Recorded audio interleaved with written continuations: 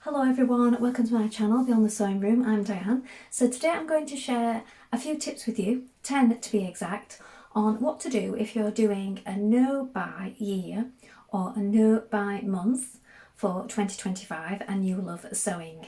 So you may wish to continue your sewing hobby throughout the month or throughout the year, but you don't want to spend any additional funds on it. Well, there's loads of things that you can do. So I've compiled 10 tips here of things that you can do so that you're still enjoying yourself, creating and having fun, but not spending any extra money.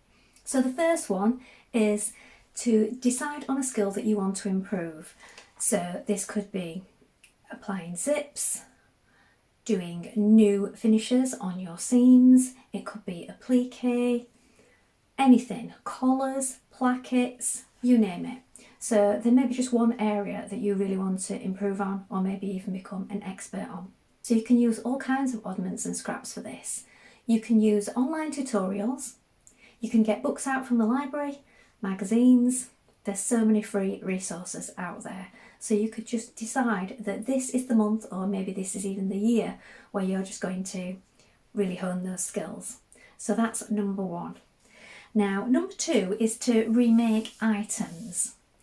So you might want to have a look at what's out there at the minute, and you could get yourself together a Pinterest board or maybe a scrapbook. Decide what you really like about certain fashion trends. So it could be fashion trends, fashion looks, capsule wardrobes that you've seen. Make yourself a note of all the details, what it is that's drawing you to those items. Then go and have a look at your wardrobe. What is it that's missing? Could it be something that you could change about the neckline, the sleeve, the hem? Could it be that you could just add a few details in here and there, a few tucks, a few darts, maybe change the length of sleeves or hemlines? There's all kinds of things that make garments look completely different, and it's not always a big thing. So go and have a look. We don't need to spend any money. Just have a look, make yourself a list, and then decide what it is that you like about the trends or the items that you're into. And then go and have another look at your wardrobe. Make a list of things that you can change and just focus on that for now. So we're not going to spend any money. We're just going to see what we can do with what we have. That's number two. Number three is to look for free sources of fabric. So that doesn't mean that it's always going to be huge, complete sort of meters of fabric. It could be that you've got friends who are having a clear out and don't want their clothes.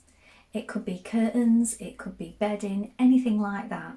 So the bedding and the curtains you could use for bag making and so on. You could also use it for making your own patterns, mock-ups, things where you don't want to cut into a new piece of fabric because you want to have a go and then just make a toile before you begin.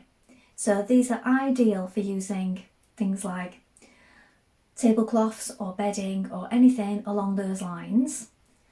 Now the curtains can be used for bag making. They can also be used for stiffener inside bags and rucksacks and things like that. I've done that many times. Rather than buying the special stiffener, you just add in an extra layer and it gives it some extra body. So if that's something you want to be doing this year by using up your scraps and making bags, then think about curtains and those kind of upholstery fabrics that people might be getting rid of for using with that.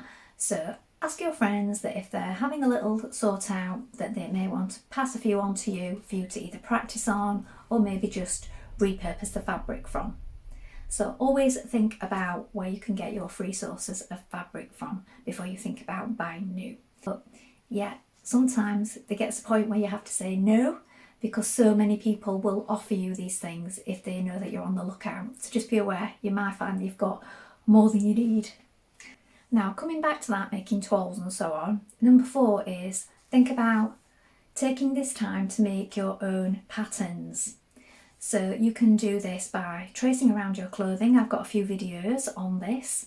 If you want to know how to do this, it's really easy. So you can trace it straight off your existing clothes without ever taking them apart.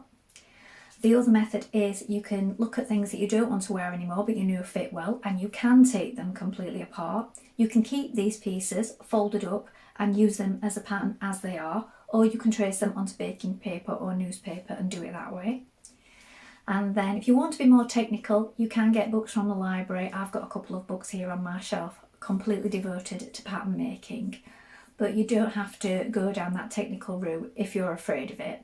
Just draw around what you've got, have a go, try things on, add in dots and details. You'd be amazed at what you can do by just tweaking things once you have them on your body. So just have a little go at that, and that is another way that you can save money this year and you won't have to buy any patterns. Right, number 5 is to revisit old magazines. Now I've got a little pile of them here on my knee.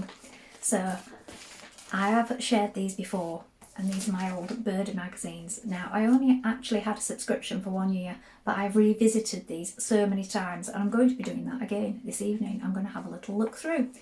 Every time I come back to these, it's like they are new, because we are new, aren't we? Every time we look at them, we're a different person. We're looking at them with fresh eyes. And there'll always be things in there that you didn't see the first time round, or that you maybe overlooked. Now, once I've made patterns out of these, I always store them. So make sure you store them nicely once you've made them, because then you've got them to work on again. And of course, it's a free pattern once it's made up. And there's so many in one magazine. If you haven't got any, ask around. But if you have got them, please don't discard them, because they are great. So I've got a few stored like this, and I've got others stored where I've taken a photograph and actually put it in there like that. Now, the beauty of looking through these old magazines is clothes only change so many times, don't they? As I said before, it's just the details. So the main thing that changes in the photography in these magazines, you will see, it is the staging and it is the fabrics used.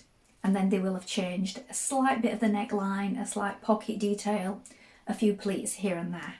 If you look through a few magazines, even different sewing magazines, and look at the actual shapes of dresses, tops, jackets, they don't actually change that much. So it's worthwhile, if you get your hands on anything like this, to keep them for many years, because you can always change the details. So please revisit those old-fashioned books and old pattern magazines, because you'll find something that you can make again and again. Now, number 6 is to make a list of projects that you would like to make. So sit down with a pad again and paper, have a look, think about what you'd like to make, and then go through what you already have in your stash. What can you use? So this will mean making sure that you don't have to buy any additional interfacings, buttons, zips, and so on. So if you're planning on making a shirt with some fabric that you already have, then you could maybe do a hidden button band, so that whatever buttons you use, they don't have to match. So you do an additional panel over the top, and it creates an invisible button band placket. And then if all the buttons are hidden, it doesn't matter what you use. Again, if you're using thread, it doesn't have to match exactly. And sometimes using a slightly different shade can become a bit of a feature. So just have a look through and make your list with your supplies that you've got in mind.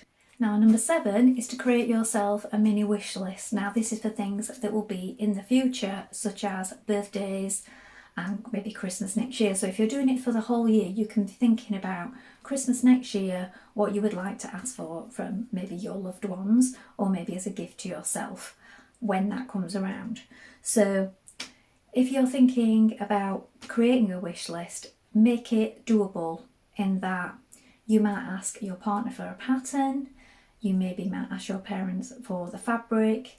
If you and your friends buy each other gifts, maybe it would be like a set of threads or something small like that. Make yourself a little list. You may not even act on this. You may leave it till next year when you allow yourself some funds again to spend on this. But just sitting down and thinking about things that you would actually like and need for the future doesn't mean it's going to create that want to have them now. It just means that you've got a plan, so that if you do have a birthday coming up and somebody says, "What can I get you?" then you could think, aha, well, there was a top I wanted to make, so I'm going to need pattern, fabric, thread, buttons, and then you could have each of those items from maybe the people in your life that buy for you. And then that will not come out of your budget, because you don't really have one for spending this year, do you? Now, number 8 is to spend some time organising your sewing space. So while this is not in the actual mode of creating, it is making it a nice area to work in. It also means that if you go through absolutely everything you have and maybe just get some cardboard boxes and just organise things nicely, like fabric scraps, larger pieces, maybe colour coordinate your threads, get together all odd needles that you have, things like that. It will mean that you don't then think that you need to buy something when you don't. So if you're really organised and you've got everything and everything's in its place, then you'll know exactly what you have when you do have a project you want to work on, and you won't have that feeling that you need to buy sewing supplies that you don't. So number 9 is find out if there are any swap or meet-up groups near you. So if you know other dressmakers, maybe you could just get together with some friends and think about swapping fabrics amongst yourselves. Have you got a local crafting club in the area? Maybe they would be having a fabric swap.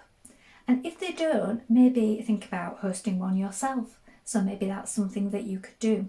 So just get together, ask if people bring sort of cakes, you provide tea maybe, something like that, and then swap fabric with other like-minded people who maybe have things that they no longer want.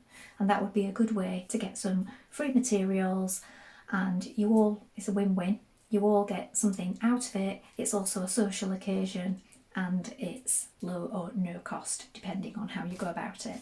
And finally, number 10 is to start your own long-term scrapbusting project. So this could be a postage stamp sized scrap quilt. Now you don't have to do this in big chunks. You could literally have a basket and just any time you've got a spare few minutes, make yourself a block with all those little bits and just work on that steadily throughout the year. So it could be a big project like a full-size quilt.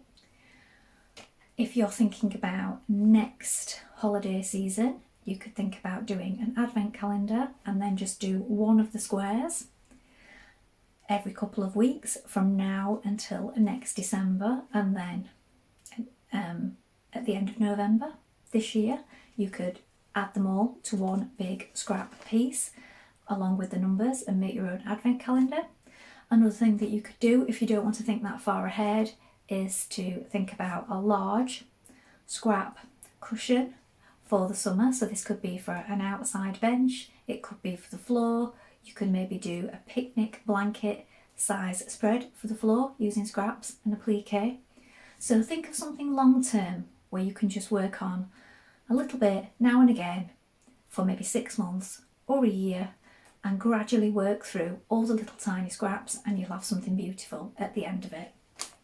Well, I hope that's helped and given you lots of ideas and inspiration for things that you can do either this month or for the whole of this year without actually having to spend any money on your sewing hobby. I'll be back soon with more sewing inspiration for you. Thank you so much for watching. Bye for now.